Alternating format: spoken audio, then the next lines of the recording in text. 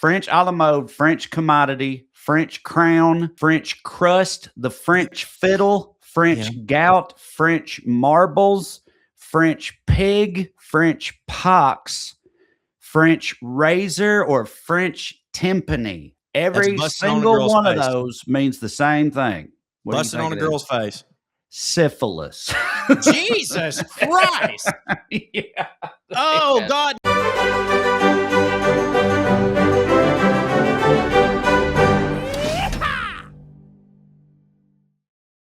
Whew, what's up, airheads? How you doing out there in the holiday season as they're ramping up?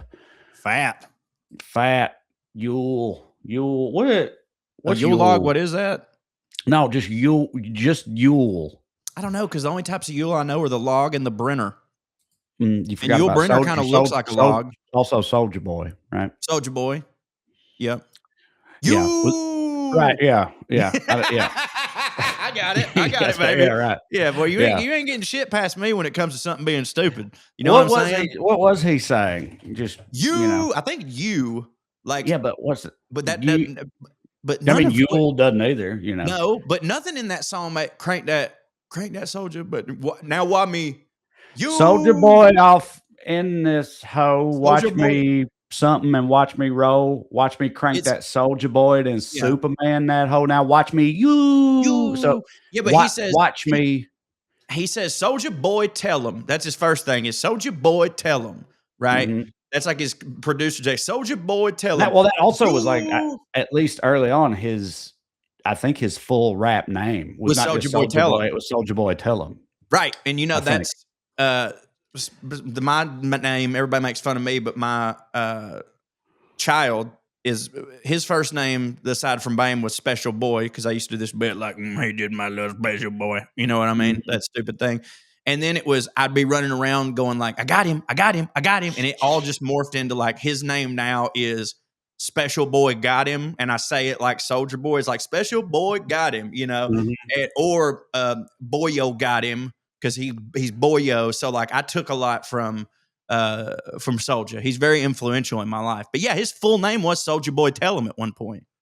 Yes, it was. I'm about to look up the lyrics just so we can go dive a little deeper. Soldier Boy up in this hoe. Watch me crank it. Watch me roll. Watch me crank that Soldier Boy and Superman that hoe. Now watch me. You watch me. But he's now watch me. You. Now watch me. You. I mean, what, you watch me. Like it's just. He's now a watch lyrical me, genius. You watch me, you watch me. Is that what he's doing? Maybe he's going watch me, and then he's like pointing at like you. Now you do it. You like that's a command. That's a command. Like you crank that Soldier Boy. You crank that. It's like everybody in here, like Oprah. You're cranking the Soldier Boy. You're cranking the Soldier Boy. You're cranking the Soldier Boy. Right. You get to crank that. You get to crank that. Everybody. We're all cranking. Look under your seat. Yule was a precursor to Christmas for the Germanic tribes before they were tamed and Christianized. They had a winter festival called Yule, and they got conquered or whatever. Again, got turned from heathen into good God-fearing Christians and started celebrating Christmas. And then so Yule got merged into Christmas, but the word Yule still stuck around with Christmas stuff. It's a hidden word. So it's just one of those things you just hear all your life and don't really. So it's a 12-day festival of Yule, or a month of refer. Okay, this is why they got conquered. They couldn't figure it out. Yeah. Them motherfuckers, them Germanic dudes, like before they got conquered, them was a type, they had like beards and they would go beat the shit out of a tribe and then like braid their ankle bones into their beard and shit. You know what I mean? Like they were a fucking savage group of individuals. I'm not saying that's right. I think usually in that general time frame, you're watching like, if it's like Romans and stuff and they're talking about barbarians, it's them. I think most of the time it's the Germanic tribes are the ones that they're called, or what they mean by barbarians, I think. How much though do you think is like, you know how like in America, one of the tricks that they've pulled is they put every civil rights photo, they turn it to black and white, even though color cameras existed. And they do that so that we will assume it's a long time ago. Well, the history is written by the winners. So like, of course, compared to the Romans, they're all barbarians. You know what I mean? And it's a good point. We only see the written record. Like we don't have pictures of them back then. We only like everything that's in Gladiator about that first battle of like the Germanic being like, we don't know that's like they could have been civilized just like the Rome. They just weren't as many of them. And they were like, well, we can't tell people we fucking conquered a civilized people. We got to tell them they're barbarians with ankle bones in their beard. Yeah. I mean, you're probably right about that. I mean, we've talked like there's a lot of that throughout history, right? Like we talked about all of it, Marie Antoinette and stuff. And a lot of the things you hear about, or what's his name? Vlad the Impaler, that guy, that feller. Yeah. That was like, he wasn't not impaling. He wasn't like, tender hearted or nothing, I don't think. But he was about it. I think it was exaggerated at least his but which I think would hit for him. Like that was the point. Yeah, right. Like, but with Genghis Khan though, I kind of think Genghis Khan is like, no, that's just how that's how he was. Yeah, I agree. Yeah. So yeah, I mean, Google's AI, they have it, the Soldier Boy, they have it listed as just you just like a sound. Yeah, right, like skirt. Like skirt, yeah. Well, skirt is tires, ain't it? Yeah. Well, I say we both get half a point for that. Skirt. I mean, I never thought it was literally the word Yule, like Christmas time. But it almost is. Sure. It's 2 letters off. It's 2 letters off. Yeah, you're right. Yeah. All right. Well, yeah. There you go. There you have it. All right. Well, we solved that. Hey, this week in some POA adjacent news, first off, I would just like to say, and I'm so happy to say this, because we've been close with some celebrities that were near and dear to our heart, and it just didn't happen. But happy 100th birthday to our man, Dick Van Dyke. Absolutely timeless treasure. He did it, made it to 100, and People Magazine didn't have to write a fucking retraction for accidentally murdering him by putting him on their cover. So that's awesome. Dick Van Dyke, great. And he'll be brought up a little bit later in the show. For some a guy who was his assistant for years also cut Cody's hair for a while. How really? LA stuff. Yeah. Straight feller? No. Right. Yeah, I thought not. But he hit a lot. Yeah, he said he was lovely. Are you talking about the guy or Dick Van Dyke? Because but the dude, I know that the dude said that Dick Van Dyke was like, the sweetest man alive or whatever. I think now that once you've made it to 100, especially with Dick Van Dyke used to be a hardcore alcoholic. So if he had any stories of him being a monster, there would be some and they would be out there. I kind of think, once you make it to 100, like if Cosby had just made it to 100, you just had to write that shit off. Like if we found it out then, you know what I mean? I mean, not really, but it's like, that's almost feels like you pass go in Monopoly. All right, fucking, we got it. Collect your money and go on. But no, Dick Van Dyke rules, man. He's an absolute treasure. And you know that in Mary Poppins, he played both the Cockney chimney sweep fella or whatever, but he also played the old man from the bank or whatever.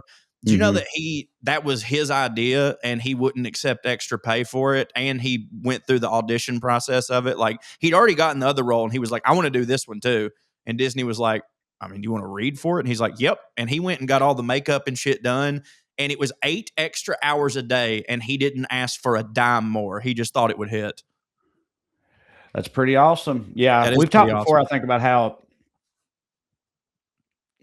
yeah, it is that movie, right? Because he also, you know what, the old Mary Poppins and also Chitty Chitty Bang Bang, Bang. They get really run together in my head because I haven't seen either of those since I was a child. And but so it's Mary Poppins where he's the Cockney dude. And also that's the one that's always like, everybody always rags on that for being the worst accent in cinematic history or whatever. Yeah. Right? In hindsight, I'm pretty sure he crushed for everybody at the time, except for, I guess, the Brits. Right. But that's like the gold standard of this accent. Like that's the Mickey Rooney and Yellowface of Cockney accents, I guess. Like the most popular example. Right. Chitty But he Chitty rules. Bang Bang screenplay by Roald Dahl. How about Oh that? boy. Hey man, dude, Yeah. Roald Dahl, boy. I bet you that son of a bitch was a wild cat. Like every single one of his stories is wild. Like I saw this meme the other day, and it was he was pitching one of his new books, and he's like, okay, all right. And it was like Roald Dahl, and it was like, all right, so there's this kid named James, right? And the editor's like, go on. And he's like, all right, and he's got this peach. And the editor goes, is it? And he goes, it's fucking massive. It's fucking massive. They're like, yeah, I thought it might be. I thought it might be really, really big. Anyways, happy. But that's a good example of like how wild they used to get with some stuff, like in terms of kid shit or whatever. Cause like the villain in that movie, Chitty Chitty Bang Bang, is literally just like a child abductor. He's called like Kid Catcher or Pinocchio too. Something like that. Pinocchio villain was a children's trafficker as well. Yeah, but that's wild. It was like that was his whole job. That was his name and job and everything. They were telling us, Trae. Hollywood was trying to tell us in plain sight. Yep, from an early time. Mm-hmm. Speaking of Hollywood, there's two other Hollywood things. Unless you want to stay on Chitty Chitty Bang Bang, which I'm fine with. No, that's all right. Go ahead. I'm going to give you the one that doesn't have anything to do with child abduction first. That way we can go to that afterwards and then roll into the main theme of the show. For anybody listening, I'm sure it's in the title. Future me will have put it in the title, but obviously we're going to talk about Rob Reiner, in my opinion, in a celebration of life type of way, which is what you should do. The Oscars, Trae, did you hear the new news on the Oscars in 2009? What's happening? 2009. Or, excuse me, 2029. Wow. Yeah. Gave it away. I'm in a glitch. Yeah, they're going to YouTube. Going to YouTube, which like, when I first read that, I was like, and then I was like, wait, what am I shocked for? What am I like? I don't even know what my reaction is. Like, that just kind of seems like the natural, like, yeah, especially in 2029, like that will have to feel completely normal by then. Don't you think? Yeah. I mean, cause it's been on ABC, and ABC is a broadcast network, and dude, I mean, they've been on their way out for a while. So, kind of crazy. It's not on Disney Plus though. I'm not at all surprised by that. Yeah. Well, I would imagine there was bidding for it or whatever, and YouTube just won the bidding or whatever. Yeah, I keep forgetting how big of a wiener they are. I know. We were talking recently. That YouTube got into a dispute with Disney over their sports, ESPN, and their sports properties and stuff. And I remember you your initial reaction to it. You're like, YouTube's going to regret this. You can't fuck with the mouse. You can't fuck with Disney or whatever. And then I was like, I don't know about that, buddy. Yeah, because then I started, then we looked into it, and like YouTube, it's not even close. At this point in time, YouTube is much bigger swinging dick than even not just ABC, but just Disney. And Disney owns everything, and yet YouTube. Well, but again, YouTube is owned by Google, which is one of the dystopian future mega corporations that will eventually take over governance of this entire hemisphere, I assume, before long. But yeah. At the end of the tech wars, I guess it'd be them against fucking Bezos? Meta and whoever. Bezos. Yeah, Bezos and Meta, and then wherever OpenAI sides with, it might, except they don't really do shit. But they just signed a deal with Disney, did they not? Yes, yeah, which I don't get how that works, but I mean, there's part of me that understands the whole like, hey, we see the writing on the wall, but then there's part of me that goes, yeah, but you're the one with the pen.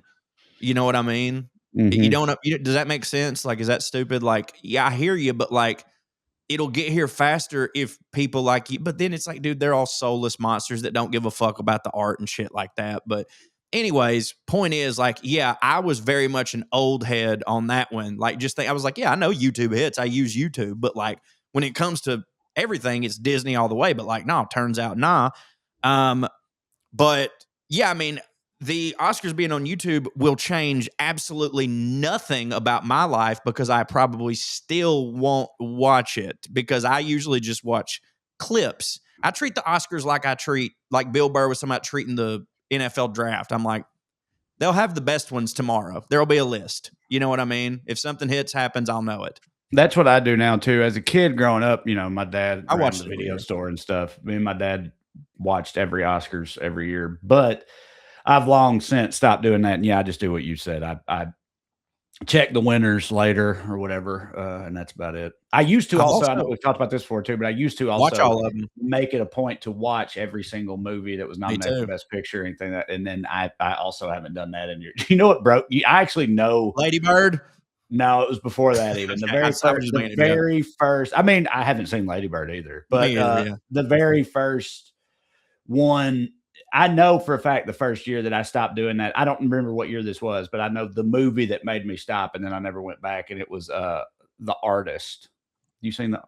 I have, but on Christ, I didn't watch it that year, and I do remember thinking to myself, "Wow, I haven't seen the Best Picture, and I've always seen the Best Picture. Like, I didn't make a conscious choice, but I do remember that. But yeah, I didn't see The Artist until way later.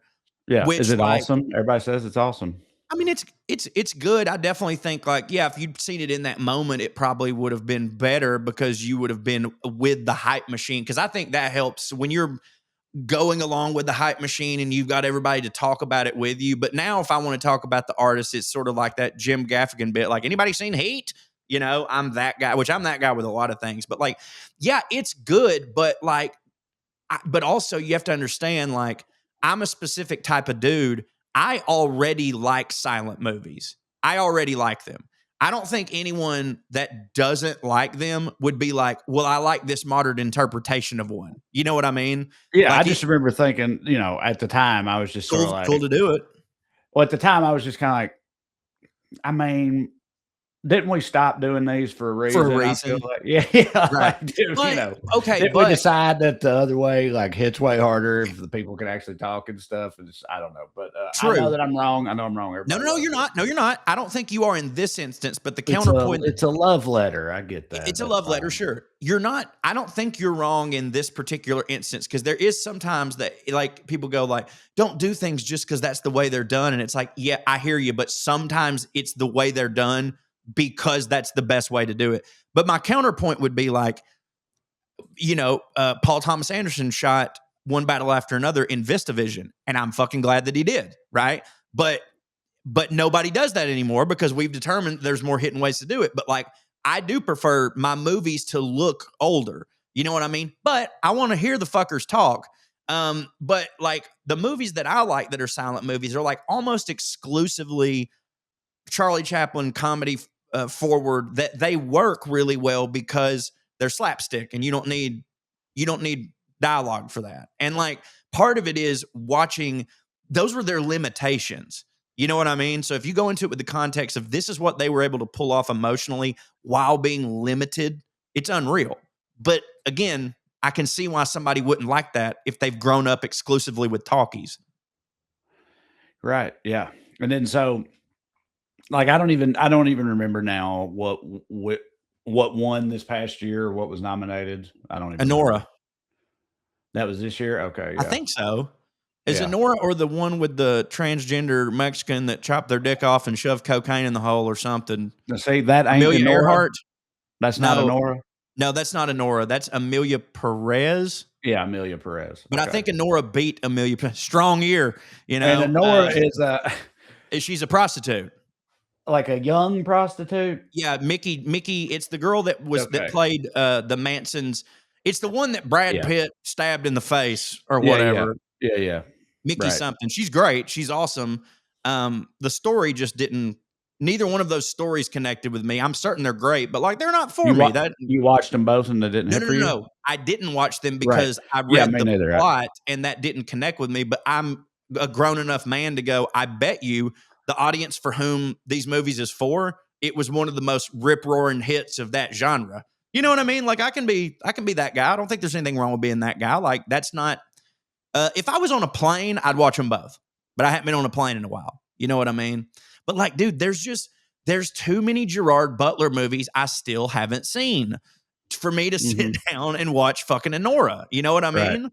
Yep. There's too many, and I've become that guy. And I would like to thank you and Mark for helping me become that guy. Or excuse me, helping me know that I've always been him.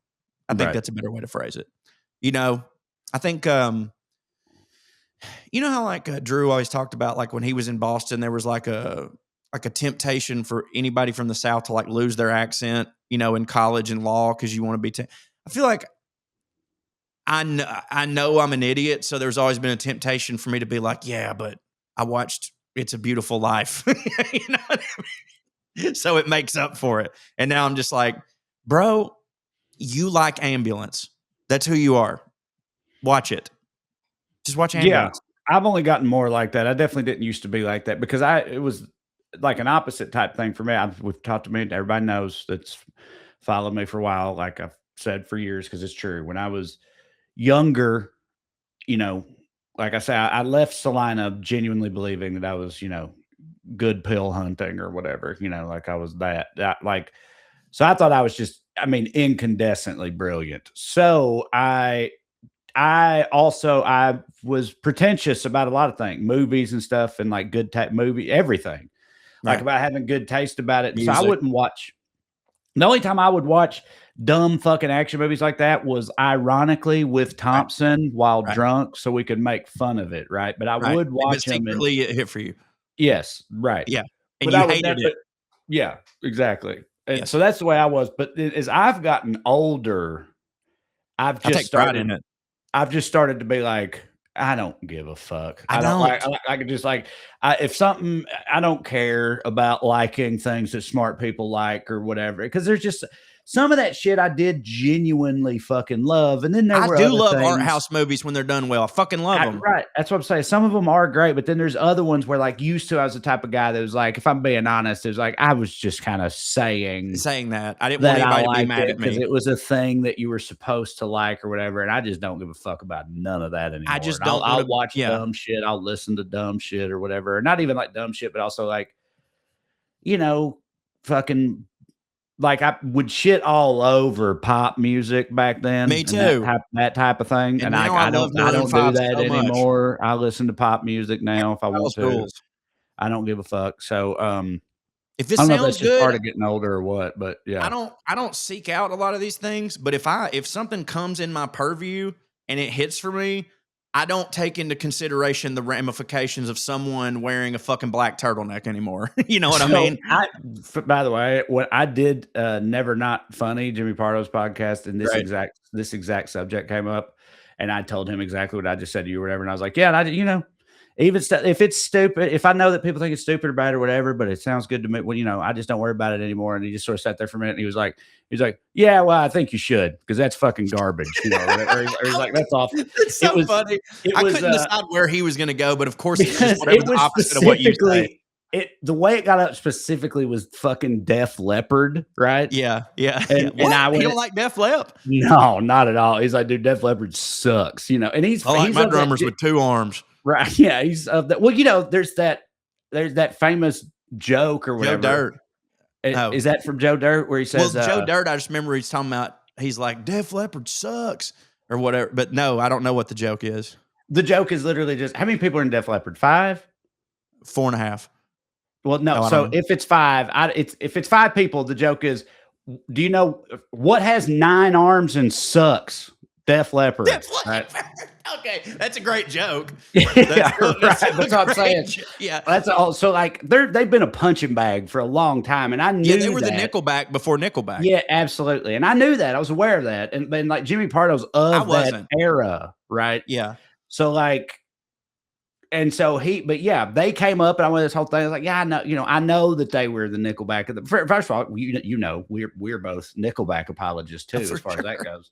Yeah, but like, but I was like, you know, but fuck, man, some of that, you know, it's fun and dumb or whatever. And I was like, as I get older, I just don't care as much as this whole thing. And then he just sat there listening to me, and at the end of it, he was like, yeah, no, I'm not with you on that. He was like, right. He's like, Def Leppard's awful. And that's hilarious. Yeah. But yeah, his point of view seemed to be you should like grow to appreciate things more as you get older. Do you know what I mean? Like, man, I don't mean I said I mean like finer things. You should have, yeah, right, yeah. Well, you should be more discerning or whatever as you get older. But I would argue, I would argue though that is kind of what I'm doing. Like, I'm going. What I just said earlier is like, I'm sure Nora's good, but that's not. I'm not the audience, and therefore I don't have many 2-hour windows left in my life. So I'm not giving it to something that's not for me, no matter how many of you say it's great. You know what I mean? Like, I know that my 2 hours would be more enjoyed by watching 1993's Teenage Mutant Ninja Turtles again than it would be like that. I am discerning. It's just not of high taste. I'm just going, yeah, I'm older. I've got less time left, so I can only enjoy things that I'm pretty fucking sure are gonna hit. Yeah, I know. That's the way to be. What got us even into this? I mentioned the Oscars and how they're going to YouTube and all that stuff, and then also lastly, but that ain't gonna. I don't think that's going to change nothing about the people that are watching the Oscars. Personally. Oh no, I don't. No, well, I mean, I think that you'll have to make more of a choice. The older people will have to make more of a choice because I think I'm about to say, I think if anything, I would argue because the older people that still watch it, they might go to YouTube. They might. They also might not though. And I don't think the kids that are on YouTube. I'm sure that YouTube will promote the shit out of it. Yeah. The Oscars, because I'm sure that's part of their deal. Hey, your algorithm has to push the fuck out of this in the run up to it. And I'm sure they will, but I don't think the YouTube kids, I could be wrong, but I don't think they're going to actually tune in and watch the whole fucking Oscars broadcast because of this. They might watch if they clip it all into shorts afterwards, the most clippable moments or whatever. No, they will do that. You know, then some of the kids will watch some of those, see what. And I wonder though, if you have YouTube Premium, do you get it without the ads? Because that would fucking hit. Yeah, but what are you gonna see? That's true because they take a break. It's a live show. It's a live show, yeah.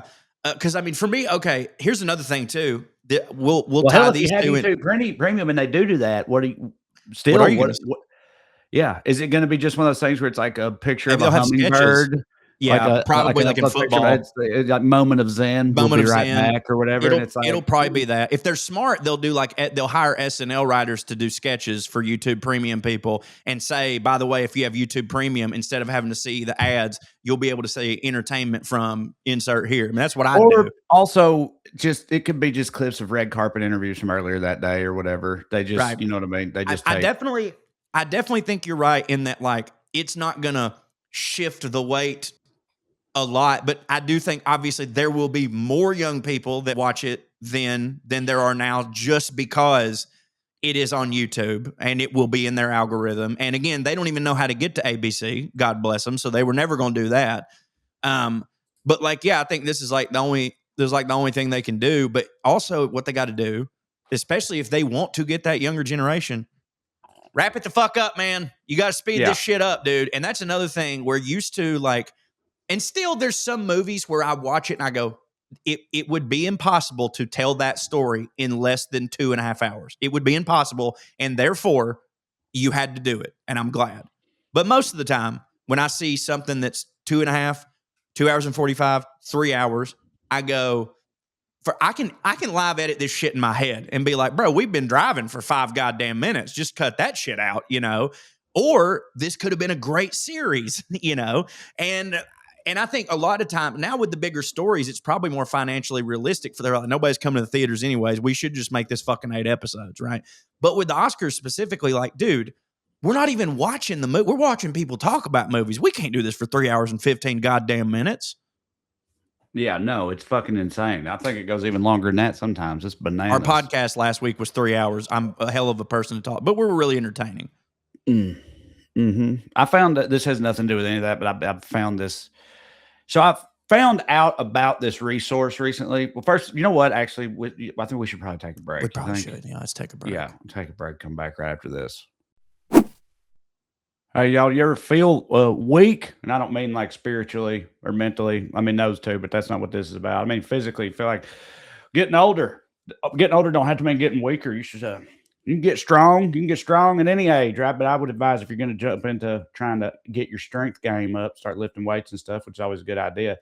Don't go it alone. No reason to do that. You need to get some sups in your life. Supplements too, in particular, protein and creatine, the old standards, the old gold standards, the standbys, decades now for a reason. And don't just get them from anywhere. Get them from this week's sponsor, Momentous.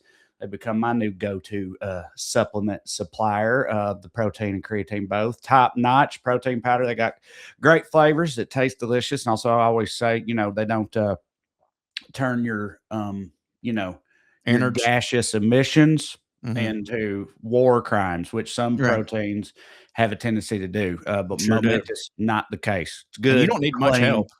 No, exactly. It's good, clean stuff. And the creatine, it makes you, again, a lot of times I think people see these types of things advertised or whatever, and they wonder, it's like, was that really work or whatnot? Well, I would argue that the sheer fact that you've been hearing about creatine for this long should indicate to you that, yes, it does in fact work, because it has stood the test of time, and that has happened. Creatine's the whole reason that we went 9-1 my freshman year of high school in football, for the record. Yeah. See, there you go. Creatine, and just so you know, is not just for building muscle, though. It's a daily essential for strength, focus, recovery, aging, and cognitive performance to boot. And now Momentous is making your daily creatine routine even easier with their new creatine chews. They bite-sized lemon lime chews make your supplement consistency effortless. You just chew on the go. Doesn't matter if you're training, working, traveling, whatever. They give you performance without pause. It's made to support your body and your brain every single day. Every one of these creatine chews gives you 1 gram of Pure creatine monohydrate, which is the gold standard. It's single source from Germany and NSF certified for sport, which means it's independently tested for purity,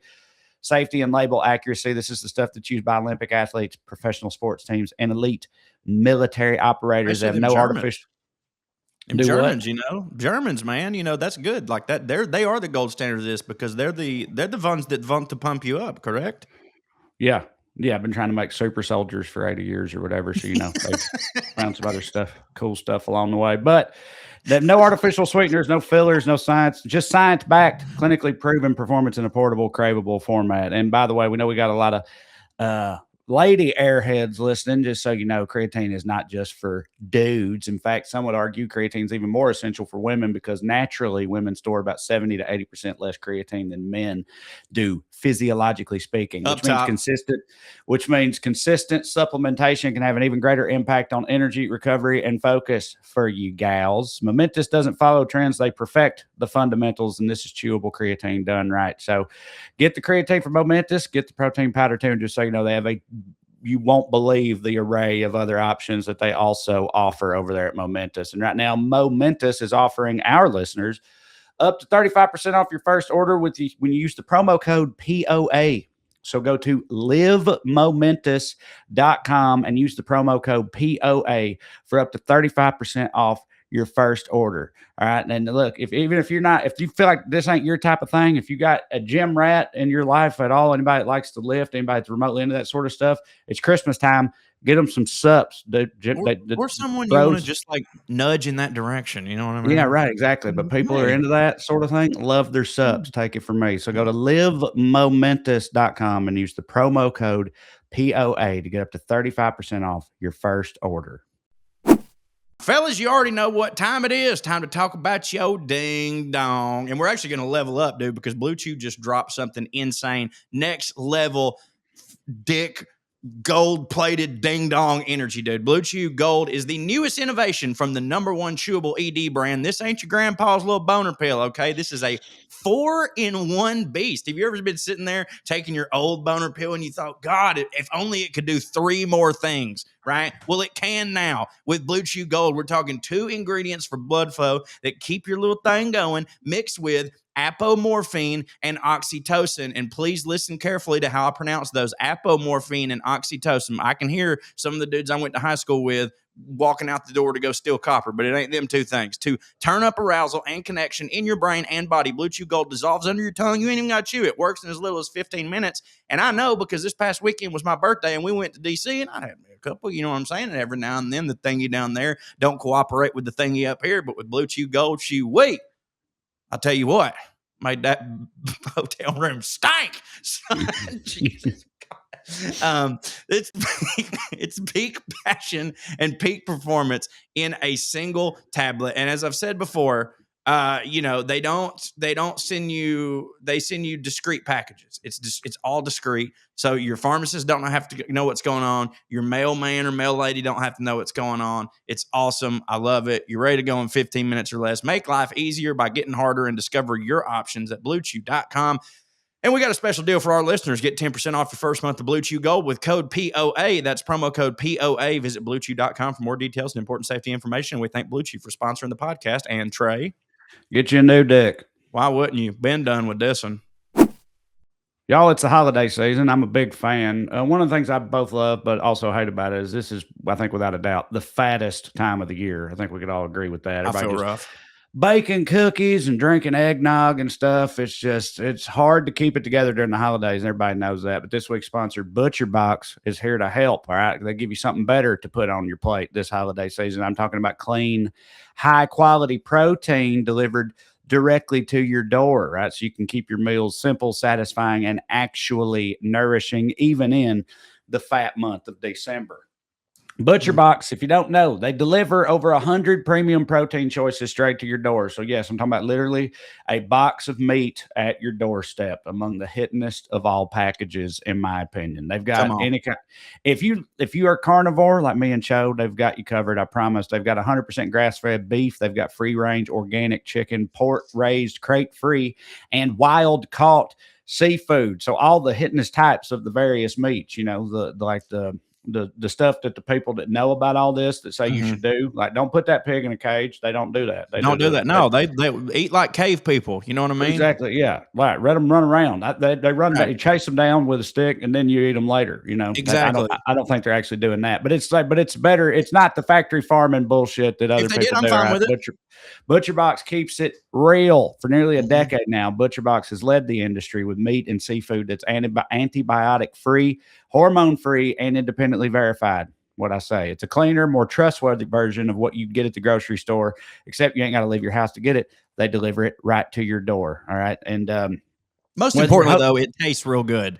Yes, it does. Whether you're hosting for the holidays, meal prepping through the chaos, or just feeding a family with some picky eaters in it, Butcher Box offers curated or fully customizable plans, whatever you want, whatever fits your needs and your schedule. The box I got had beef, chicken, and pork in it. There was a couple of ribeyes. There was some chicken breast. There was some ground beef, and also a big old rack of ribs, which I slow roasted and then broiled. Get that sticky icky on top once it was fall off the bone tender, and it was all absolutely top notch, top flight, top shelf, top chart topping, top of everything, mountain top, every kind of top you can top attain. Yeah, even that Butcher Box does it. Butcher Box is committed to high standards from how the animals are raised to how their team supports workers and reduces environmental impact. So, again, doing it the right way over there. Plus, just so you know, every single box ships free always and includes member-only perks like recipe inspiration, tips, and exclusive deals to help you make the most out of every single meal that you consume. And as an exclusive offer, our listeners can get free steak in every box for a year, plus $20 off your first box when you go to butcherbox.com/POA. That's right. You heard me right. You get your choice of filet mignon, New York strip, or ribeye in every box for an entire year. Plus, on top of that, $20 off your first box and free shipping always for eternity. All right. That's butcherbox.com/POA. Don't forget to use our link, right? So they know that we sent you. It's important. That's butcherbox.com/POA. If you don't do it, you're dumb. And we're back. I found out about this resource recently. I got so excited about when I heard about it, but I've only been disappointed because it doesn't accommodate the lazy very well. So it's not built. Well, then what kind of resource is that? Right. Yeah, I agree with you. But yeah, it's a resource called Green's Dictionary of Slang, right? I might have a physical copy of this. Tagline is 500 years of the vulgar tongue. And it's like, I think this started in like 1948 and it gets updated every year like the Oxford English Dictionary does. And it's just slang stuff all the way back to like Middle English. And when I heard about that, I was like, oh, that'll be a lot of fun. But the way Especially they do for have Tushard, when we're hanging out with him. They do have it online, but it's obviously it's massive, absolutely huge, massive. And there's no way they don't have like search words for like, hey, for pussy. Hitting this one. Yeah, right. Rank them. Yeah, right, exactly. Show maybe me the funny. Maybe someone on YouTube has done that. I've been sitting here Googling versions of hitting this entries from Green, highlights of Green, all that, and it's like I'm not coming up with anything. But I've just been sort of clicking through it. But I tell you what, I have found one thing that I didn't know that I think is funny, and it totally checks out, especially for the English language. So this, first of all, the sheer number of things in the English language that it's just French blank, right? The old like French, Eskimos like French kiss or whatever. Yeah, French right? kiss is a certain type, but like there's so many of these that are older and out of favor, whatever, that you haven't heard now or whatever. But the like it's just funny how just the implication that it has for how the English generally felt about the French or whatever. Yeah. So some of these are pretty, let it loose. Pretty good. So the old French abortion. You know what a French abortion is? God, hold on. I mean, I came out hot with that one. I probably should have started with something different, but yeah. The French abortion, again, like I said, you put the kid out with a cigarette, but I know that ain't it. But the French abortion, you push a girl off the Eiffel Tower. I don't know, just like spitting after fellatio. That's fucking hilarious. Yeah. That is fucking, what a hardcore use of that term. Yeah, that is absolutely insane. That's hilarious. Speaking of fellatio, apparently a short-lived slang term for fellatio for a while was a French bath. Okay, I like that. That's not as aggressive. No, it's not. No, again, I arguably started with the most aggressive one. Give my winnie the French bath. That hits. Bathe my winnie. A French date used to be a slang term for like for a paid for BJ. So like hiring a BJ to give you a blowjob. It was going on a French date. French dressing. French dressing. Okay, that's under some type of underwear that's revealing. It's semen. Spitting it back on you. Yeah. Okay. Yeah. No, just cum. Just cum is French dressing. Amazing. Yeah, French dressing. Do you have the origin, like the year that this was? Does it break it down like that? French dressing. This says is from 1972. Okay, that's fair. I was. The other ones I've said so far were much older. That's the first one that's somewhat modern. This one's from the originates from the 60s, apparently. A French embassy. The French embassy. Oh, it's gangbang. That's any location where homosexual activity is extensive and unchecked. That's just where the queers are. Oh my God. These are low key pretty fire. Yeah. Let's see here. I gotta tell my dad that one, dude. He's gonna fucking love that. Yeah, so many of these are just mean blowjob. It's like French polishing is another word for blowjob. Blowjob, yeah. Let's see here. Tell a French joke. Tell a French joke. I mean, one that don't hit. To stimulate the anus orally. Damn. Licking a girl's ass is telling a French joke. Yeah. A French cap was a condom. Okay. A French deck was a deck of playing cards that had porn on them. Women on them? Naked ladies was a French deck of cards. Lord God. The French... a French envelope is another word for common. A French fuck. French fuck from the 1930s. Okay, you're not going to guess this one because I would argue that these are like these are inconsistent. Exactly. Right. So they're inconsistent. It's just anything, just sort of like that don't hit a little dirty. They just throw French in front of it. It doesn't have to be gay or not.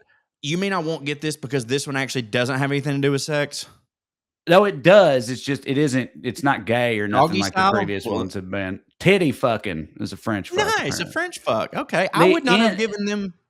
Right, right. The credit for that, yeah, Yeah, the dictionary, of course, listed as the rubbing of a man's penis dude. between a woman's Now that I breasts. think about it, I bet you that titty fucking. Sorry to all our sponsors. I bet you titty fucking is one of the rare forms of debaucherous sex activity that was probably more prevalent back in the day than it is now. And let me get through this. They had them hoisted up. Like they were ripe for sticking a dick in, and it was real hard to get their dresses off. So I could see like a liege lord or whatever, just like being like just squat a little bit and just sticking his dick through the top of her thing and giving her a French fuck because it was just easy and she didn't have to take all her dresses off, and then he could just give her the French dressing inside her one of her 5, petticoats. What do you think? I think that you're onto something with that. Yeah, that makes sense to When's me. the last time you titty fuck somebody? Yeah, hardly not never. Hardly not never. I've never, frankly, really seen the point in that. But you know what? It hurts my. You know what? It don't hurt my feelings, but it upsets me when the woman pretends like she's getting something out of it. Yeah, like right. They'll Exactly. be like, That's what I mean by I don't see and the I'm like, point of it. It's like that ain't. Yeah, right. It's not. Don't hit for nobody. Which I know that blowjob don't hit for them either, but they can't tell you that it don't because they got your dick in their mouth. You know what I mean? Like that's the beauty of that one. But with the titty fucking, you're both just looking at each other. And you're just going, and they're just being like, yeah. Whenever you're done, I'd like some. This one's fun. A French mistake. I know this. We're doing the French mistake. This is from a musical. We're doing the French mistake.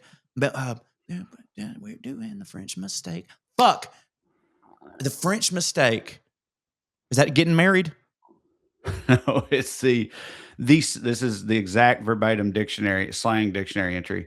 The supposedly accidental indulgence in same-sex relations by a nominally heterosexual man. So that makes so much sense. Accidentally having gay sex as a straight guy. That's you made a French mistake. Okay, you know how we say this is great. You know how we say, like, there's some movies so brilliant that no matter how many times you've seen them, you can see them 1,000,000 times, you will still get a joke later that you didn't get when you last watched it, right? Blazing Saddles is, without question, my favorite movie of all time. There was obviously, like, when I was a very little child, I didn't understand the Hedy Lamarr joke. And then I got older and I was like, wow, that's great. When I probably first saw it, I didn't rightly catch on to a Laurel and Hearty Handshake. Then later I got that and I was like, that's great. This might be, I hope it's not, but this might be the last puzzle piece. The musical, remember at the very end when they break the fourth wall and Cleavon Little and them and Slim Pickens are having the shootout and they bust down the door and there's this musical going on and Dom DeLuise is directing it. And it's just a bunch of guys on screen dancing. They're singing, "We're doing the French mistake." And I'm sorry, but I'm going to say it. But at one point, Dom DeLuise goes, "Let's go faggots," right? And it was just a bunch of dudes up there, and they were clearly closeted guys doing the French mistake. That's what that means. Well, there you go. I said the word in an artful way. It had to be said, but that's that joke. That's what the French mistake is. I'm so filled with pleasure right now, which I'm certain there's a French word for that. I'm glad we got something out of this, and that's good. God damn. It's not on this list because this is just a list of French blank. But you just reminded me of I used one recently that I always remembered that I learned when I was a teenager. Recently at hanging out with some comics like in the green room or whatever. I don't remember what got brought up, and I said something like, "Well, ain't I lucky Pierre?" Right? Okay, I don't know that one. Yeah, they didn't either. But Lucky Pierre, as I recall, and this is like a thing. It's like I read this in Maxim magazine in 2003 or whatever. But was the one Michelle Branch was on the cover of it? That was in 2003. Probably. I mean, I was a like 5-year subscriber to Maxim magazine, so I'm sure I had that one. I had all of them. Dude, the Michelle Branch one was my favorite one. Lucky Pierre is a slang term for the middle dude in a gay threesome. Wow. The human centipede. Pierre French name, right? Lucky. So it's not French something, but they still Frenched it up. Yeah. So I'm gonna go down a list of a few of these. Every one of these means the same thing. This how many different words they have for the same thing. These are all like 16th, 17th, 18th century stuff. French. French a la mode. French. Okay, that's to come on a tit. French a la mode. French commodity. French crown. French crust. The French fiddle. French gout. French marbles.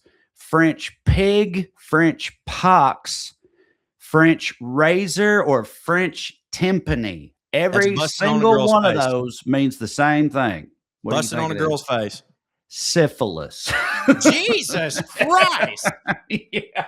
Oh, God. Now that I'm playing them back in my head, so disgusting. They cycled through so many different slang terms for syphilis, all of which that all had French in front of some other word, which is French a la mode's the grossest one in hindsight, I think. But like French gout, French pox, the French curse, I skipped over that one. But those are all. French gout's good for what it is.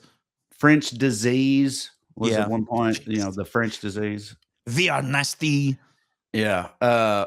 So let's see. A French tickler is that thing you put on your finger with the little dots on it. I remember that one. Yeah, those were.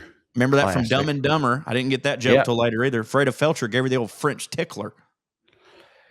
Yeah. Also, Freda Felcher didn't get that joke till I was older. Like Freda Felcher in itself is one who gives blowjobs. Well, didn't we just learn from RFK Jr. that felching is a whole other thing? Wait, you know what? Holy shit. I saw an article, but I didn't click on it. What is felching then? Because that's the real joke. Well, that's the real joke. This is my fault because I got us down this road or whatever. But like, what? Just absolute filth in this segment of the. But this came from the fucking Secretary of Health and Human Services or whatever the fuck it is. This ain't our fault. This is his fault. I guess apparently, and this hits for him. Yeah, apparently. This dude's fucked bears. So I'll look it up to make sure that it's correct. But apparently, it means sucking semen out of the butthole of the person you just deposited it into. I guess. Well, Freda Felcher's a lot grosser now in hindsight. Yeah. See, I know that one of them's called you snowball when you kiss the girl after she's done it. Right. And don't get me wrong, that's gross, but whatever. I get it. You want to make them feel appreciated. But sucking it out of a butthole? Good Lord. Come on, dog. Come on, dog. Post cum. Like before, like if I was horny and there just happened to be something in her butt and she was like, get in there, like I might could do it because I'm already horny. But like once I bust, come on, dog. Like, man. You crazy for that one, RFK. You crazy for that one, dog. Yeah. You wild for that. That is nuts. Cheryl Hines, I can't quit. Oh God. Man, that dude gross. And he our health guy.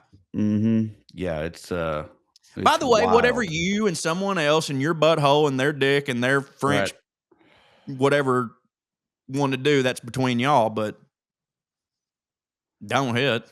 No, it don't hit. Last one, I guess. First of all, I've been reminded of the existence of this French inhaling, which that's when you smell the nose. Yeah. Smoke a cigarette, you pull it in and let Double it out. Dragons. Suck it up your nose. I hadn't heard that in a long time. It's reverse Double Dragons, actually. Reverse Double Dragons is a French inhale. DTs, delirium tremens, a slang term for that, I guess, at one time was the French fits. Okay. Having the French fits. So I'd give that to the Irish, but go ahead. Yeah. We're already on, All right. Well, that's enough of that, I think. That's enough of that. All right. Well, I have to. All this has made me work up a piss. My dick's been in fits since we started talking about this. So Rob Reiner's his family members and everybody's would be thrilled to know that this is the precursor to our tribute. To I think Rob would like it. I think Rob Reiner would like this. But I have to pee before we go on with sentiment, so I'll be right back. Okay, take another break here. I'd like to point out for the record that you sort of took my place and chowed out a little bit in the sense of I was like, hey, on this episode, we're going to have a heartfelt tribute to Rob Reiner. And you were like, before that, French abortion, what does that do for you? You know what I mean? And by the way, I loved it. I think it's fucking great. I'm just saying, this seems like something I'd do.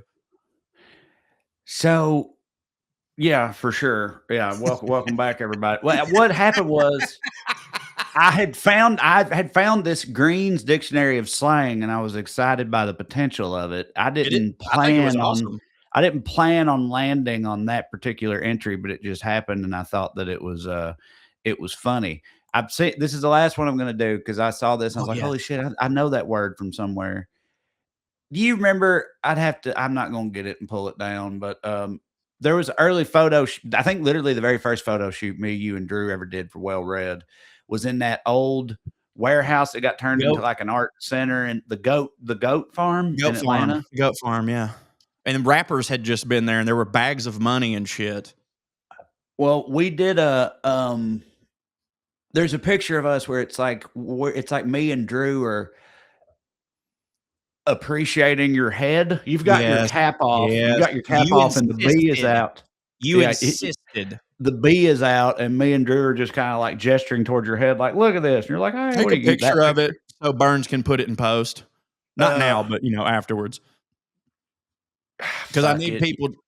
Just pull it down. I need people to see vamp. Just vamp just a second, Joe. Okay, I want to explain to y'all that when you see this, I may look happy, but I'm not. And this was I'm not going to say at the height of Trae's complete power trip. I'm not going to say it was at the height of that because it certainly wasn't, but he was very much already drunk with power and had decided, you and Drew are my underlings, and me more so than anything because I'm like a court jester. I amuse him. And so he had the idea. He's like, let's take your fucking stupid hat off and admire your goddamn idiotic head. Also, look how skinny Drew is. Yeah, so there's the picture itself. And the entry I just saw in Green's Slang of Dictionary here, or Dictionary of Slang, is a kickapoo juice. Okay, I know that from Tenacious D. Well, look at that. Look at the picture. Look to the left of Drew. Holy shit! Right, kickapoo. As soon as I saw that kickapoo juice, as soon as I saw it on my screen, I was like, I know that word from somewhere. And I looked up, and it's on this old vintage fridge that's behind us in this picture here. And I've seen that before. When I see this picture, I've always been like, kickapoo, what the fuck? Well, apparently that was coined in 1941 by cartoonist Al Cap for his strip Lil Abner, which makes, if you look at that picture, it looks like an old style, like comic strip guy. So that makes sense. Referencing patent medicines of the 1900s named after the kickapoo, which Indians were, but that's not their actual. That's if I'm reading this right, it's that's what we pronounced it. What it ain't even close though. I think this says it was the Algonquin Indians, which I guess at the time us whites called them the kickapoo or something. So we called these Indians the kickapoo, and he came up with the term kickapoo juice for his comic strip. For alcohol, yes, strong home brewed alcohol. Okay, now the Tenacious D song makes sense. In the strip where it originated, he claimed that the ingredients to kickapoo juice included, quote, a barrel of kerosene, 2 dozen chicken haids, 2 dozen chicken haids, a bucket of something sloppy we swiped off a passing truck. Oh my God, just something sloppy. Anything sloppy. A motorman's glove, 3 pairs of old socks, a dash of axle grease, and turpentine. Shoo-wee. You had so many exits to get off, and you just stayed on the highway, bro. Boy, you know what I mean? Yeah. God damn. All right, so that's such a wild... Okay, yeah, I got too much to say. We got to quit, or we'll never talk. It's an insane thing that we drove Indians to drink and then shit on them for it, is all I'm saying. That's insane and terrible, and frankly, one of the worst things we've ever done to them. It's rude. It's funny that's another example of, like, when you look into it, of course, it's racism or whatever. Of course. And it's funny because it's such silly fucking whimsical racism that it's like, and it's so racist that because of how off base it is. Again, Algonquin Indians Kickapoo ain't even close, which is so disrespectful. But the fact that it's so disrespectful and infantilizing and stupid almost makes it play better in the future because no one can tell. Nobody knows. Well, like, dude, it's so far off base, seemingly, that it's like it don't even make sense to people 80 years later. You never would assume that it's racist, except for the fact that it's from the American past, and upwards of 90% of the things from the American past are racist. So apparently, Jingle Bells is racist somehow because the person who wrote. Maybe I sent it to you. Oh, I sent it to the thread because I was like, Jesus Christ, every single thing. But you know, Cat in the Hat, Dr. Seuss drew him based on, and you're never going to not see it now. He based him on a minstrel show black person. Think about Cat. All right, God damn it. Rob Reiner died, and it super don't hit. It is terrible. Not that it hits when anybody dies, but this one was not quite the unifier that Robin Williams was, but that's not saying anything belittling of Rob Reiner, more just saying how massive Robin Williams was. But this one has been pretty huge. This has been one that like everybody has felt because, I mean, dude, Rob Reiner was still, you know, hitting. I mean, he'd slowed down or whatever, but like Wolf of Wall Street wasn't that long ago. And he's one of the funniest goddamn parts of the movie. He's amazing in it. But I also think of him as like, his generation was so important because they were like a bridge for us between that real, like the, you know, his dad, like he's a bridge between himself and his dad's generation to us that makes us, we could see Rob Reiner being current and go, oh, wow, his dad was this and blah, blah, blah, blah, blah. And he's also, I want to start by saying this, an example of why you shouldn't sometimes just, Nepo babies hit.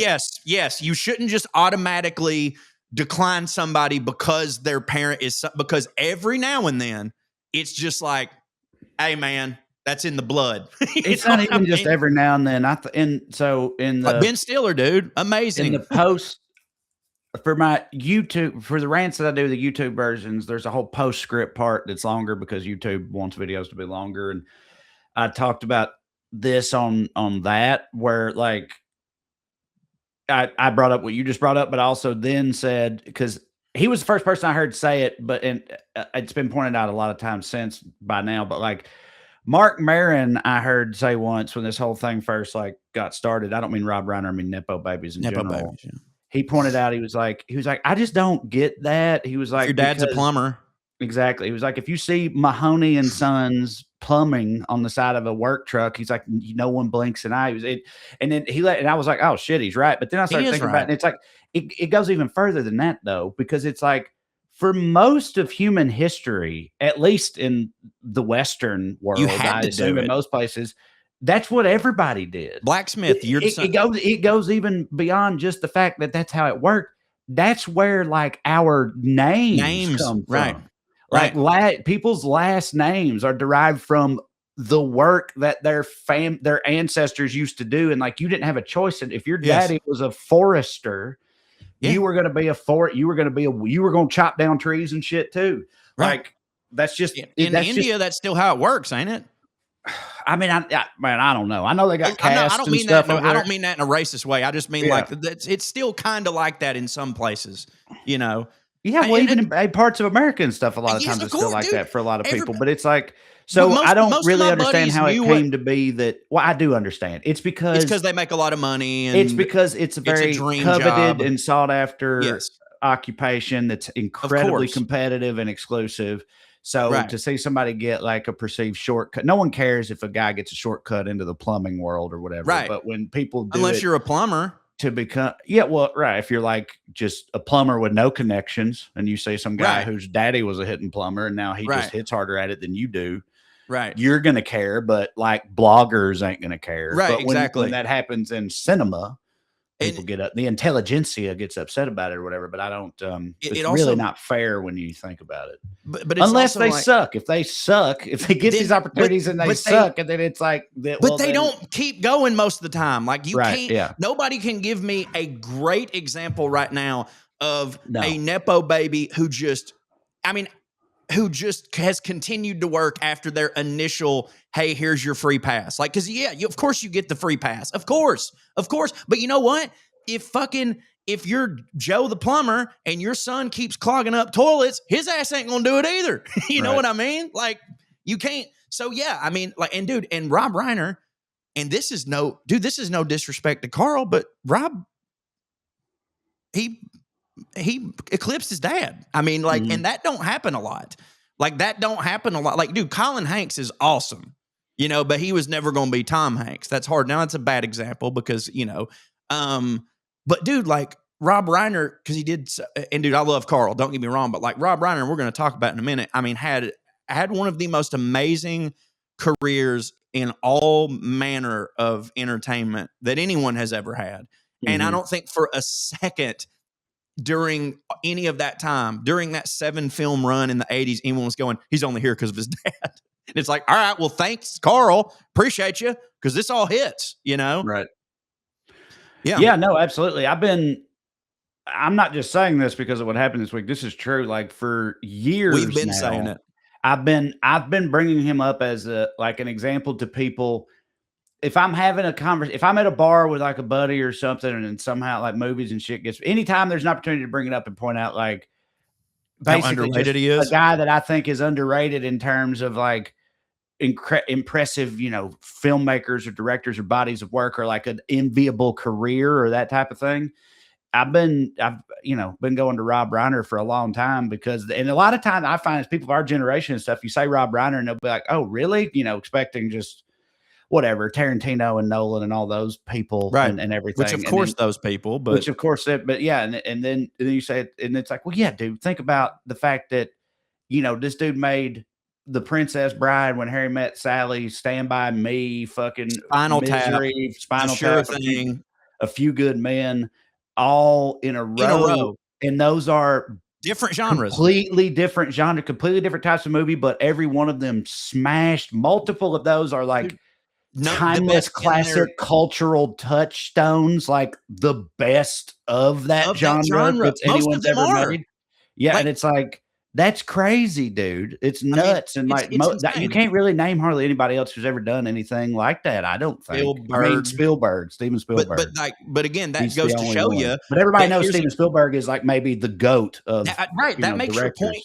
That makes your point even better, is that the only person that you can say this about is the guy we all have decided is the best director ever. Standard. Yet right. This guy who's right there, nobody says shit. It's because so I think, you know, so after A Few Good Men, his next one was North, right? Which everybody shits on. And North, I'm pretty sure Roger Ebert said North was like his least the movie he hated more than any movie he ever saw in his entire life as a film critic or whatever. Yeah, Rob Reiner read massive bomb failure, universally reviled. Like, people were just like, it's bad, but it's also mean and weird. The premise of it is gross, and so like it was a huge, and that was during the era where it's like you kind of couldn't just do that. Do you know what I mean?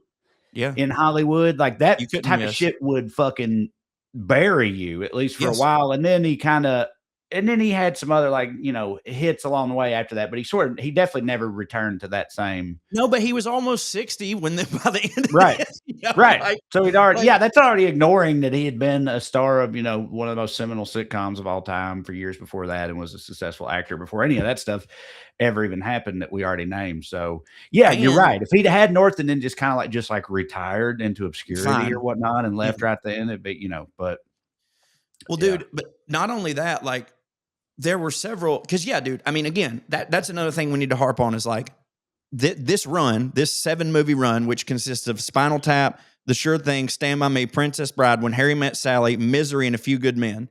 Okay, I've never seen The Sure Thing. I don't know why. I've just never seen it, so I'm not even going to comment on it. But I will tell you, this is Spinal Tap is arguably the best arguably the mockumentary that started them all, and still the best one. Stand By Me, arguably the best coming of age movie ever of all time. Princess Bride, timeless classic. People still love it. Bride, arguably the best fantasy comedy romance ever. When Harry Met Sally, fairy tale movie. Yeah, everybody. Princess Bride also, by the way, is a movie that's like, it might be on the top of the list of like movies where like if you're in a situation where you need to pick out a movie for like a group of people, or a situation where you don't know what the tastes are and how it's going to go or how it's going to be received, and you need like a can't banger. miss, Yes, like an absolute can't miss for any group of people you can imagine. That's a short list of movies to begin with, and I think The Princess Bride might be like number one. Yes.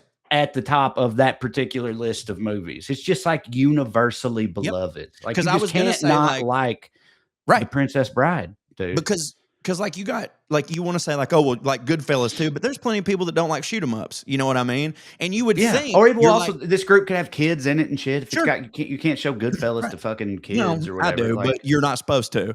And but also, like, there's dudes you go, a lot of dudes don't like this movie because it's no. Like, this is the movie that transcends romance and fantasy for any dude, because especially at the time, Andre the fucking Giant was in it. So like, great casting there, you know, but it just rules. And like, also one of the most quoted movies ever. Like, and then I'm on When Harry Met Sally, which is, to be realistic, I'll say arguably, but in my opinion, inarguably the greatest rom-com of all time. The standard also to which gets quoted all the time. It's probably the most popular quote. But you got, frankly, my dear Scarlett, I don't give a damn, and I'll have what she's having. Like, you know, like, it's like, dude, if I ever told you the story of, I even if I have, I'm telling it right now because it makes sense. My dad had just had another heart attack. You know, we've talked about how much he loves him. Favorite thing. And he just had another one, and it'd been like a year, and he went in to do a checkup, and he got all good numbers. Like, it was, and we were really happy for him. So my dad told me, he's like, I want to go out and celebrate. And I was like, what do you want to do? He goes, I want to go to Park Place, which is a local meat and three. He goes, and I want to have a big ass plate of onion rings. And I was like, fair play, you know, okay, let's do it. So me and dad go, right? We're sitting there, we're eating these onion rings. And this is a meat and three that's also like, it's God's waiting room. Like, it's one of the meat and threes that is exclusively geriatric people and me and my dad. And we're sitting there eating and talking. And this dude, these people stand up to leave, and this guy just has a stroke and falls down and presumably dies, right? Without missing a fucking beat. My dad goes, I'll have what he's having. Right? And murdered me. And then we both realized, like, oh God, that guy might really be dead. And he did die right in front of us. He died. Well, he died. They put a dead motherfucker on the ambulance, and we sat there and finished our onion rings. But anyways, inarguably. So, and then Misery, which a lot of people say is the best adaptation of Stephen King's work. I love Misery. Don't get me wrong. It's not like, you know, it's not Shawshank Redemption, but it launched Kathy Bates under his direction. It's a fantastic movie. It's hard to make a movie that great when there's only really one setting, and he did it. Like, he pulled it the fuck off. It's amazing. And then, bro, there's not even an argument. What's the best courtroom drama ever? It's A Few Good Men. Again, most quoted. Like, how many people say you can't handle the truth that don't even know what that fucking movie is? You know what I mean? Just real quick, I think I told this on here, but it might have been well read, but whatever. I'll just retell it real quick. This ain't about Rob. It's about Aaron Sorkin, who wrote A Few Good Men. But I know a guy. From his office, which was up his butt, I believe. Right. So a writer, a friend of mine who's been in the game for a long time, was telling me that they had a Writers Guild union meeting. Like, and this was like 25 years ago or something. This was before that first big strike, you know, in the 2000s that happened. It was like in the run up to that. Right. So whatever, 2007-ish or something.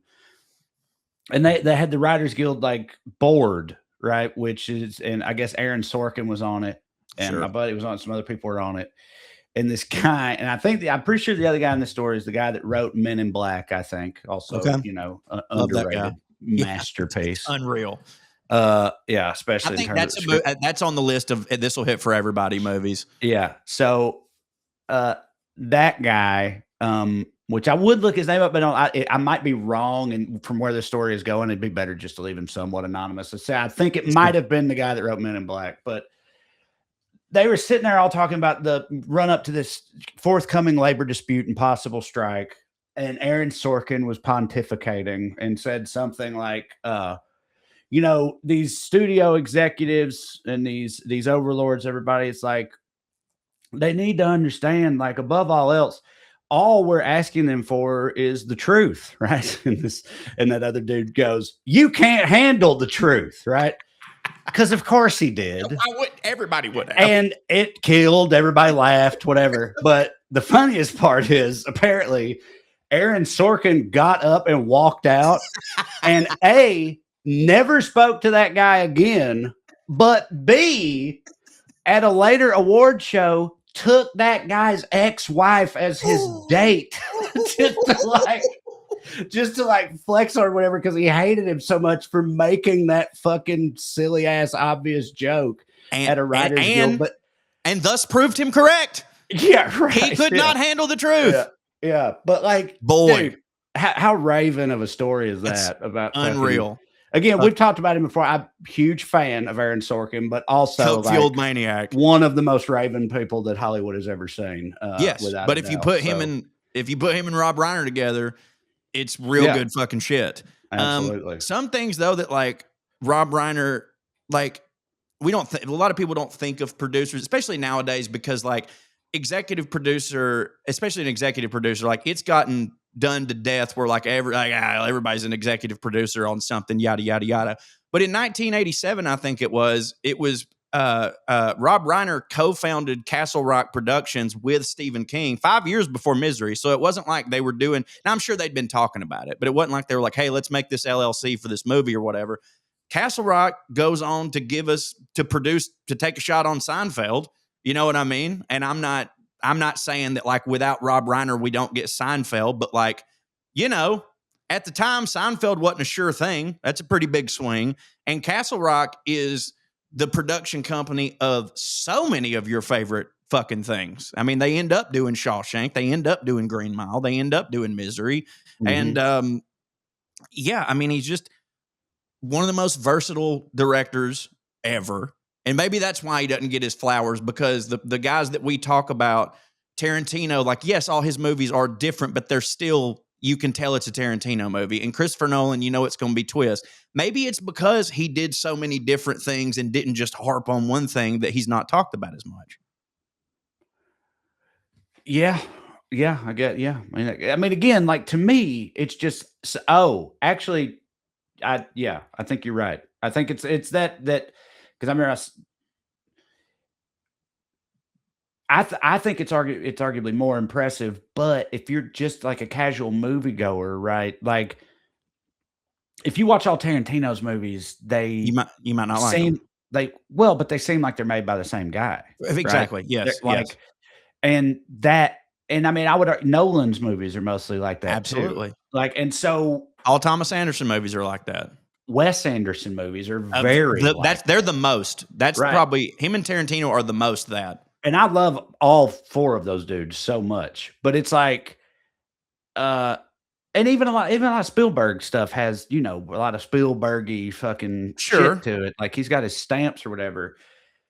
And I think that helps with like recognition for a director. Sure. You know what I'm saying? Yes, of course. So the fact that Rob Reiner was such an like effective kind of cinematic chameleon or whatever, kind of might have worked against him in that regard, because a lot of people that just love all those movies probably may not even realize or think about the fact that they were all made by the same guy.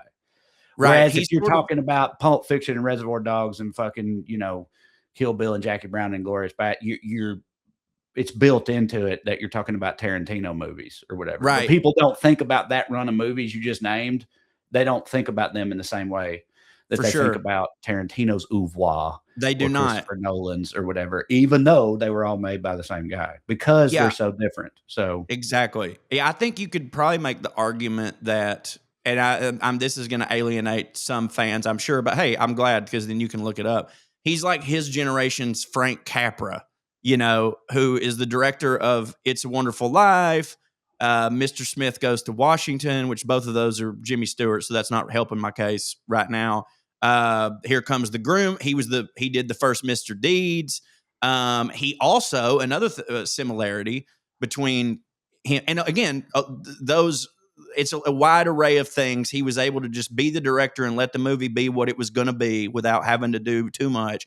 He also was a huge help politically in the war effort, which I know that Rob Reiner is, anti-war, of course, but which Frank Capra was just anti-Nazis, which Rob Reiner also anti-Nazis. Like Frank Capra did a lot of stuff just for the common good in promoting goodness and the true American way. And Rob Reiner, I mean, and this is one of the things that a lot of people, and this is pre-Trump too. I mean, he was definitely on that like Alec Baldwin level for a lot of people in terms of like head up your own ass. Am I wrong here? Mm-mm. Okay. No.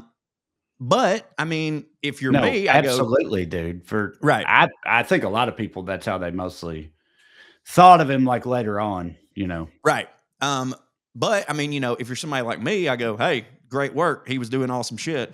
Most recently, he put out, he just got into the podcast game, and he did one on JFK. So I listened to that, and it was great. Because he was able to talk about it from I was there perspective and all the data perspective. But he was just a fucking, he seemed like a decent cat, and all the stories that are coming out are of him being a decent cat. And and he's a massive public figure who's been one his entire life. I've heard bad shit about Bill Murray. I've never heard bad shit about Rob Reiner. It's always been, he was the loveliest guy in the world. Well, anecdotally speaking, it means absolutely nothing. But when we were at Politicon, I saw there were a ton of people there, and I saw him. And out of all the people there, because I don't do that, me, I don't do this. But him specifically, just to back up what I've been saying about how I've always had so much respect for him or whatever. Him specifically, I was like, fuck, man, I have to at least go introduce myself to Rob Reiner. So I did, very like sheepishly and nervously or whatever, like tapped him on the shoulder, and he turned around, and I was there. I saw it. He turned around and lit up and acted like he recognized me, and I hit for him, and he was like, acted like he knew who I was and that he was a fan. Like he was happy to see me. And y'all had a conversation. Yeah. Y'all had a conversation too, because I remember me and Drew were back there, and like it wasn't just one of those like, oh, okay, but like he was head down in full Reiner mode. Right. Like, I don't know what he was saying. Me and Drew were probably making up what he was saying. And I just remember thinking, I was like, boy, I bet you Trae getting schooled right now, boy. Like whatever it was Trae brought up, Rob Reiner's laying the thunder down. And that was a really cool moment. And it really washed the stink off of having to see Roger Stone right before that. The two most polar opposite humans on earth. Weird place. But anyway, that's the only time I ever met or talked to him. But so, I mean, it couldn't have been a better experience for me that one time. Well, so, yeah. He was the son of the best friend of my hero. And therefore I always, he felt like a I don't know. I can't explain. He was just in that family of all of you are great because you are in Mel Brooks's hemisphere. And therefore, I assume that all of you rule, especially when I got to meet Mel and was like, oh, if this is how his family's like, and they're all best friends with the Reiners, I bet you they're just fucking all the greatest people in the world. And he seemed like it. And also, did you know that the fucking Obamas were supposed to be with him the night that he died? No, that's crazy. And that's not a conspiracy theory. I heard Michelle Obama on a podcast talking about it. Like they were supposed to go over there, and I don't know what happened, but they didn't. And then I guess the night before he died, they were at Conan O'Brien's Christmas party, and the kid, Rob Reiner's son, if you've been living under a rock, his son stabbed him to death. Yeah, the kid who, by the way, I mean, he's like 32 or 3, right? Yes. And who is the Me and Charlie, or Charlie and Me, was written by him, directed by his dad, about his addiction. I remember at the time they did a massive presser about it, and of course they're going to. And like there was a line in it, and this is like, when anybody dies, you go back through the clips and you'll see something, you'll go, God, that's especially harrowing now. But like his son was talking on the presser about how in it, his son, if you don't know, Nick Reiner, am I correct? Yeah, Nick? I believe he'd been in rehab like 11 or 12 times before he was 22. He started using drugs at a very fucking young age, which is not uncommon in Hollywood. And clearly he has addiction issues. I'm certain he's going to plead insanity, and maybe that's the right. I don't fucking know. I'm not a legal expert. But in that movie that was about his drug addiction and their relationship, Rob like added a line for Carrie Elwes, who played Rob Reiner in the movie, kind of, to say to his drug addicted son, who he was pissing his son off trying to get him help. And he said, I would rather you be alive and hate me than dead in a ditch somewhere. And, like thinking about everything that happened, like that's just so fucking rough. And like, you can speculate all day. It also shows that like, boy, if you're addicted to something, you got to stay on your motherfucking grind, dog, because it does not ever go away. Like all the resources in the world this dude has. And like, I don't know how you feel. I mean, I assume what happened was he went to rob them. They wake up, he freaks out, fucking stabs them, Oh, and I don't know. he did take some shit. I mean, they called it a burglary plus murder. So I'm pretty sure he went in there to take some stuff, which to me is maybe they like finally cut him off or something. Like you need to, I don't fucking know, but it's a brutal situation. Absolutely brutal situation. And the night before, his son was at Conan O'Brien's Christmas party, and apparently him and Bill Hader got into it like pretty big over something. And I assume it was that kid was being an insane dick, and Hader was probably like, hey, man, just calm down, like chill out a little bit. Right. Jesus Christ, man. Yeah, I'm about to say I've never met Bill Hader, but my impression of him is that like if you're getting into a massive fight with Bill Hader, like you're probably about to kill your parents. Yeah, right. Yeah, yes, exactly. Absolutely. Yeah, right. Yeah. No, I agree, and I'm pretty sure that's how it's. Gonna be framed. Like I assume. I don't think the night before you do what he did, you were in a good mood at a party. You know what I mean? He was probably acting, and I bet him, dude. I would say him and Bill are probably because, like, to us, Rob Reiner is who he is. To Bill Hader, who's older than us, Rob Reiner, like. Now that Bill's, that was his Buddha. That was one of his Buddhas. So I guarantee you, his son, who is closer to Bill Hader's age, they've met, they've hung out, and it was probably like him being like, bro, what the fuck? Mm-hmm. Like, chill the fuck out.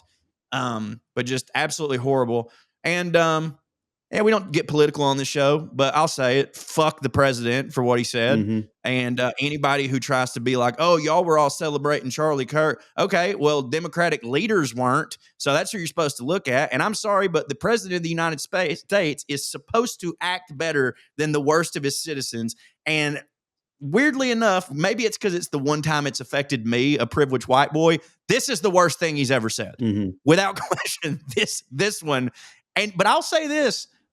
It didn't go how he wanted it to go because there's like my folks have been big into that guy, and it did not hit for them. You know what he said. That does seem to be. Have you read the tweet? Of course, my video this week was about it. Of course. But and in the video I referenced the fact that like he was getting some pushback for it, and I just said something like, I just said like. I'm glad that y'all are able to realize that this is wrong, but like, don't act like it's weird though. You know what I mean? It's not weird. Like this is like, this is your guy. This is what he do. Like you like, this is not out of character for him. No. Right. So for a lot of the people that like love him so much I don't really get why, since you brought up your parents specifically as an example, what is it about this that makes this? Because for so long, it's they love like Rob Reiner. They didn't. With him, people been like, there is no line, there's no bridge too far, and I feel like he thought that. I think Trump thought that. I think this was an Icarus moment. Yeah, yeah. But why this? They love Rob Reiner, and also like, well, I mean, it is a discussion. Oh, you know what? It's one of the first times. But you know what? It's one of the first things that my parents aren't on Twitter and stuff like that. A lot of that stuff. They don't see it at first, and then after that, they're able to just go, well, that's out of context, or he really didn't say it. Trump's mistake was doubling down on it. Like Trump was asked about it in a press conference, and he doubled down on it. I think that is the reason that it sparked through, because like there's been a lot of things that were terrible, but I really do think some people, like my parents, who are both, I love them, they're great people. They've just been like, oh, there's that was misquoted or whatever, or you just don't hear it in your bubble. But Rob Reiner is such a huge figure that like this one's going to break through, this one's going to get out there. And also like Rob Reiner's one of those people that like you go, who gives a shit what his politics is? This guy's awesome. Like he's just been in my life forever. He was meathead for God's sakes. You know what I mean? And so yeah, fuck that guy, Rob Reiner forever, dog. It really, really super sucks. So I guess everybody go watch the new Spinal Tap. It's out now, and fuck. Yep. Fuck a Rest in butt. peace. Don't hit. R.I.P. Airmail. Yep. We do have some, and I would like to read it once my phone starts working. That would be fun to do for me to read. Okay, here we go. Subject line: Jingles, Rockapella, nice, and Rasputin.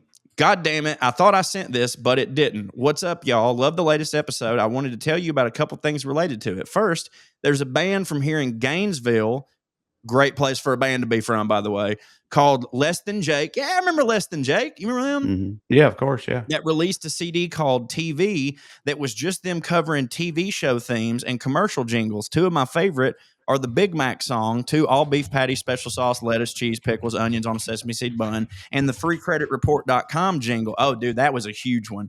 Also, while Rockapella did kill it when they made the Folgers jingle, they were best known for being the band from the show Where in the World is Carmen Sandiego? Right on. One other quick thing.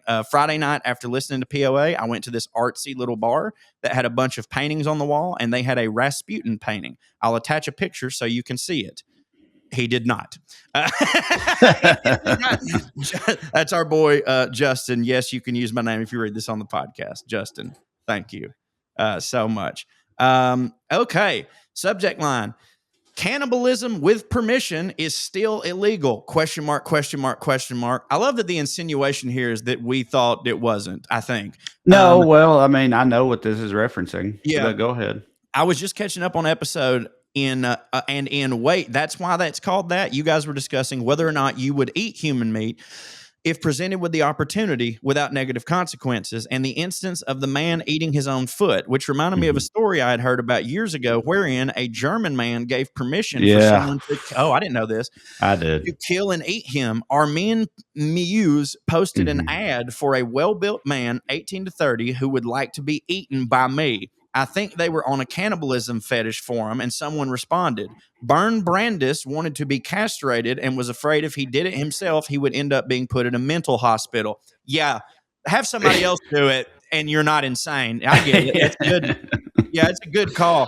So he was willing to let Armin kill and eat him. I think they even ate his penis together. Well, that's kind of sweet. Lady in the Tramp style with your own dick. That's wild. Let's see, like the victim and the killer both ate it. I remember hearing they had drafted up some kind of document to prove it was consensual, but that didn't hold up. He was still eventually convicted of murder. Well, yeah, but he killed him. I'm just saying, like, you find a loose foot, I don't know. Now, if you find a loose foot, you got to tell somebody, like, hey, I got a loose foot over here. Fuck. Here's a link to the wiki page. All right, well, I'm the crazy. Oh, wow, this is awesome. I'm the crazy lady from Oklahoma that named my baby after you, Cho. Did you know that? No. There's a little Corey running around named after me. Probably like 5 years old at this point. I adore you guys, and you bring so much joy to my days. Which, by the way, that might get her put in a mental hospital for naming her child after me. Please feel free to say my name, Samantha. I worked as a cremation operator and undertaker for years. Feel free to hit me up to discuss anything death care adjacent. Oh, and I bought tickets to see Trae when he was in OKC, but my dumb ADD ass saved the wrong time on my phone. So I showed up at the end of the show when everyone was leaving. Please come back to OK. He don't give a fuck. You got your money. All right, Samantha, you rule. We love you a lot. All right, last one. Damn, this one came in while we were recording. Morbid but necessary. Bays, I'm a big fan, and now that that's out of the way, more importantly, this will sound insensitive and maybe too soon, but the world we live in calls for an immediate reaction. Jesus. Cho, Corey Ryan Forrester, has to replace Rob Reiner. He's got the heart, the skills, and the look. If he embraces the bald, it's time. Yes, this is inappropriately sad, but what do I do with the world that's given to me? Also, before I knew Cho meant chief hitting officer, I always just thought it was short for chosen, as in things happen to you that are preordained, and it still worked for the Cho. Have the best week you can, boys. I love the show to 11. Fantastic Spinal Tap reference there. First off, let me just go ahead and say this. If I could replace Rob Reiner, you would have already seen instances of me doing something that hit. Right. You know what I mean? Like Yes. I'm not too young to have a very successful career, but I am not too old, but I am absolutely past the point of you can't start at 38 and don't hit and become one of the biggest hitters of all time. It just don't happen. It just don't happen. I do think, without double checking it, because I saw the other day, and now look, this don't count because he had already been Meathead. He was already famous. But his first feature-length film was This is Spinal Tap in 1984, and I think he was 38 years old when that movie came out. So, all right, fuck it. That run we talked about was for him the ages of 38 to 48. I think. Okay, so I got to get something. Because he was 78, right? Because he was 78. Well, A Few Good Men came out 31 years ago, so yeah, that checks out. So it was 38 to 48. Well, again, he was coming at that from a place of having hit very hard already in other ways for a while. True. But he can't hit no more. You know what I'm saying? Right. I can keep hitting after 78. I'm saying I got my time after that. Like if I, you know what I'm saying? Like my back half, I ain't fucking make. Although he didn't seem to take the best care of himself, and he was still kicking at 78. I mean, he was Meathead for God's sakes. Yeah. Portly bald feller. So yeah, you're right. Why can't I? Many reasons that we don't have time to get into. The micro expressions on your face when you read the part was like, you've got the look as long as you embrace the bald or whatever. Really, for me. Like, I bet they did. Yeah. I felt it getting more Raven as I was reading it. Hey, you're great like Rob Reiner in the sense of you look like you could have played his son in a movie, you fat fucking idiot. Why don't you go out and make A Few Good Men, dumbass? No, thank you, Christopher. That means a lot to me. And I promise you, I will try. I will try. I've been actively trying. I'm about to say, been trying, but we'll keep trying my whole life, but we'll keep trying. So that's it. Come see us tonight, baby. Tonight and tomorrow at Zany's in Nashville with Drew. Full well-read experience, please. Also, check out my other upcoming tour dates if you're not in Middle Tennessee. I got a bunch of them coming up: Sacramento, South, and Wilmington, and Spartanburg, and a bunch of other places in 2026. They're all at TraeCrowder.com. Check them out. Come see me, please. You can see it on the screen right here. CoreyWritesForYou.com. That is my Substack. Thanks for everybody for a moment last week. I was like in the top 5 of humor, which is amazing. It's my you can read it absolutely for free. I'm never going to take that away from anybody, but you have an option to support my work for $5 a month. So those that can afford it, you know, it's like socialism. You're paying for the people who can't. You know what I mean? And I would appreciate that. And also, little perk, if you sign up at the $5 level at CoreyWritesForYou.com and on Substack, send me a DM with your number. I will give you a phone call to personally thank you. I have done it several times this week, and I've enjoyed every second of it. So CoreyWritesForYou.com. Come see us in Nashville. Stay fancy, motherfuckers. Skew. Here's Lydia Lovelace. 1, 2, 3, 4. 1, 2, 3, 4. Royalty and rednecks are alike. They both like cutting and picking fights. Biscuits and baked beans where they don't belong. Sit on down with Corey and Trae and learn some fancy shit today. We'll laugh a little even when they're wrong. They'll take you to a magical place where if you call someone a cunt, nobody cares. They keep it debonair at putting on airs, putting on airs, putting on airs.